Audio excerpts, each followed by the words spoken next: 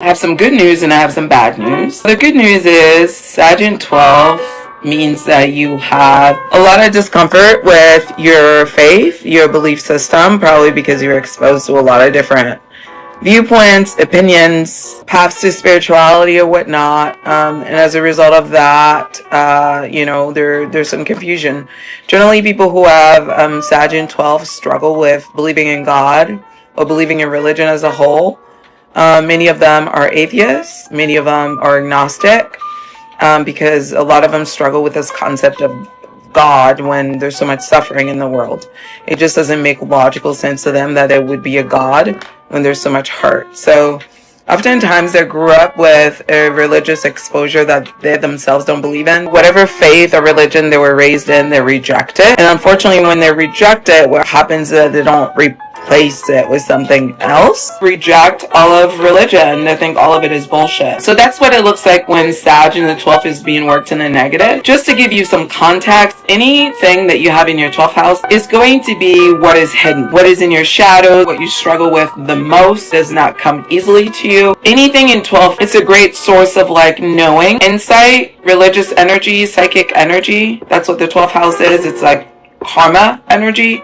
It's past life energy. Because it's past life energy, it's not something that is salient. It's not something that is obvious. It's not something that is easily accessible. So you have Sag Venus, Mercury, Pluto, and Sun. So your Sagittarius stellium, that's a lot of Sag energy. When we're talking about 12th house, we're talking about karma. Love is not going to come to you easily. And you have an abundance of energy that people are going to take for granted. They're going to abuse their power. You're going to have a lot of people circling around you just to steal your power. But you're not going to see that they're fake. You're not going to see that they're there to steal your power. You're going to think that it's real love, and it's not. You're going to be surrounded by a lot of fake people. You're going to attract a lot of fake friends, a lot of fake lovers. I'm glad you're Capricorn stellium. That helps you. But that does not mean that you're going to escape them all, because 12th house is about karma. So a lot of these people are going to be people that you have karma with from past lives who will come to collect their karma. So it's good that you're picky, and please keep being picky. Make time to be alone. Make time to work on your spirituality and your faith, because you are not going to make it without spirituality and faith. Okay? I'm just going to be honest with you, because you are an energy vulture magnet. Oh, thank God you're a loner. You got Jupiter in Pisces. What's your moon? Moon in Gemini? Yikes. Yeah, let me tell you the real story. The real story is you had too much fun in your past life. Okay? Sagittarius doesn't care enough. Can't be paid to care. Does not care. They do whatever they want. However they want to do it, when they want to do it. I'm a Sagittarius sun. I would know. People have tried their whole lives to try to control me. Starting with my own parents. It's impossible. But people don't realize that. They come in and they want all this jovial energy. They want all this loving energy. They want all this humor. They want all this zest for life. And then they start feeling very possessive over this energy, and they start thinking, it's mine. I want to own it. And they forget that you're a person. They just want your energy. So then they try to find overt ways to control you or sneaky ways to control you. They basically are always trying to get a hold of you and own you because they want your energy. But they don't realize your energy isn't yours. It's God's energy in you. So you're merely just borrowing it to do the job that you were sent here to do. What's your North Node? I need some perspective on this story. Capricorn rising, absolutely nobody can control you, but they don't know that. They're jealous. So you're here to be a star. Oh yeah, you're gonna have to fight for that. 8th house too? Yeah. So you're here to be a star, which would explain why you're having all these energy vultures around you with that energy. By the way, Bob Marley is a 12th house Sag. Bob Marley sings about love, spirit. The energy is about God. It's a holy vibration, spiritual vibration, a loving vibration. God is love, therefore Bob Marley sings about love. Super lucky placement, but hard for you to see that you're lucky. So the key is for you to tap into that energy to actually propel you forward. The other thing is, because you have 8th house in Leo, you're naturally going to attract a lot of powerful people, a lot of star energy, and a lot of people who carry star energy. You're also going to attract a lot of haters, because again, you're an energy, you attract a lot of energy vultures. Bob Marley actually has a song about fake friends, about people that pretend to like you but don't really like you, but they want what you have. I forget the name of the song, but he has a song about that. Somebody that calls you your brother and wants you to believe that you're his brother and pretends to like you, but doesn't actually think of you as a brother. And you can tell that by the way that they treat you. All the things that they say about you when you're not around. As you can imagine, when you're somebody like Bob Marley, a lot of people want to get close to you because that energy is contagious. right? It's intoxicating. It gets you addicted. But then when people come, they have ulterior motives. They don't just come to be with you. So a lot of times it's not even about you and more about the energy that you carry. Sometimes they come for other reasons. So somebody like you needs to spend a lot of time alone. So it's good that you're a loner. That's why I say thank God. Somebody like you needs to have a spiritual practice that they're following regularly. If you've ever watched a Bob Marley documentary, you know that he did. Bob Marley is very spiritually connected. Everything that he does is about Jah, is about God, is about being in harmony, being centered energetically. You said you're very intuitive though, and you sense bad energy from a mile away. Yeah, that's your thing. That's what you're here to work on, is how to be disciplined in this life, because you were not disciplined in the last life, and the blessings that you're going to accumulate in this life with that North Node Leo are going to come from the discipline that you have from that Cap rising and that 12th house Sag, and that 8th house Leo as well, and that Leo North Node. So that's basically it. Two Sages together in love. I can honestly say I've never seen it. Your Juno is about love. So in astrology, your Juno oftentimes determines who your soulmate is going to be. It looks like yours is Sag, so that means that there's a great likelihood that your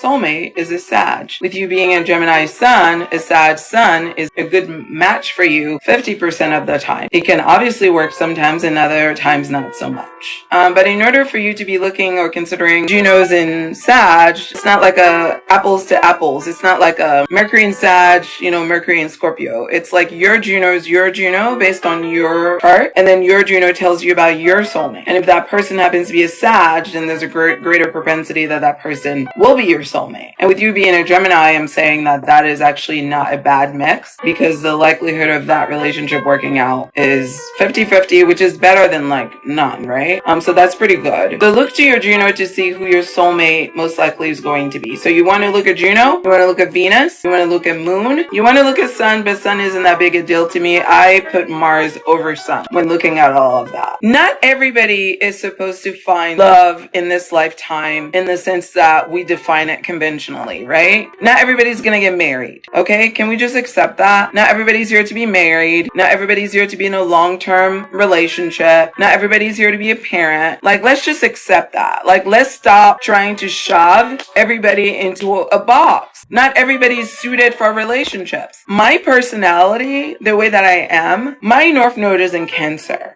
Okay? I am here to learn about partnership, about nurturing myself, and doing it so well that I am able to establish a balance in my life that allows me to enjoy my personal life and my professional life. My natural disposition is to be a professional person.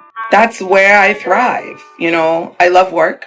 I've always enjoyed working. I've never had a job where I had a boss that didn't like me. I've never dealt with any craziness that prevented me from being able to thrive at work. I do really well as an employee, as a worker. Excellent worker. Everywhere I've gone, A+ worker. My issues though are not there. My issues are about vulnerability, are about connection, are about opening my heart, are about being intimate. And I don't mean sexually. I mean like intimacy, vulnerability, crying, tears, and all that. My career as a therapist has helped me greatly with overcoming a lot of that, but I'm still working on it. It's something that I'm going to be working on for the rest of my life. So my natural disposition is not to be in partnership, because I don't necessarily need partnership to feel fulfilled. However, relationships bring out the best in me in the sense that they challenge me to be more self-aware, to be more tuned into other people's emotions, to be more tuned into my own feelings and my own vulnerability. So I get the greatest spiritual development from partnering and from partnership. And this is probably why I'm also very attracted to water signs in general, because my North Node is in Cancer, which is a water placement. And Cancer placements, Pisces placements, Scorpio placements have the greatest impact on me in terms of helping me to go deeper within myself. There isn't a lot that someone can teach me about the material world, because I have my South Node in Capricorn. I already know how to work and make money. I've never had a problem with that. I already know how to pay my bills on time.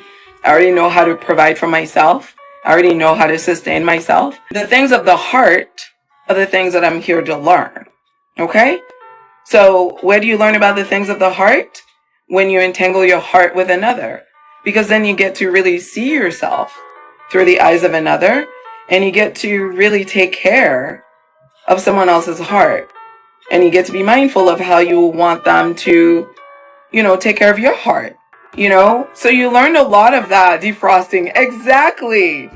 I need a partner that can defrost my heart. I don't need a partner that, pays all my bills. I don't need a partner that tells me that I'm beautiful and brilliant. Like I don't care about any of those superficial things. What I care about is what's on the inside. I need a partner that's going to make my insides shine even brighter, because I am a very sensitive person as a Capricorn stellium, although I am stoic, and people who do not know me well cannot perceive me because of that imbalance, because they look at me and yes, I am strong. Yes, I am tough as nails. And yes, I'm no nonsense and no bullshit, but I am also very sensitive. And that's why I was an excellent therapist, because I can take the temperature of the room by just looking around and feeling the vibes. So what I'm seeking and partnering is somebody that can, as Vera had put it, defrost my heart. So when you're looking at your North Node, you also want to look to see what that placement means for you. Because if you're not partnered up with somebody who is assisting you into elevating and becoming the highest version of yourself spiritually, then you're not doing this ride the right way. Because you're here to become your North Node. You're here to embody your North Node. Somebody said a nurturer. Absolutely. Like I've always known I was supposed to be a mother because my North Node is in Cancer. So it makes sense, right? I've always known I was supposed to be a mother. Even when I was a kid, I loved kids. I remember when I was a kid, like I would play with my little kid friends, and I always made myself the teacher. I'm glad they went along with it, because I'm sure I must have been so annoying, as demanding as I am. Yeah, I'm sure they were annoyed, but they went along with it. So yeah, I always made myself the teacher. I love kids. I love protecting children. I love taking care of children. I devoted many years of my life since college, working in mental health, I started my work working primarily with children that were in foster care, and helping to find them a stable home.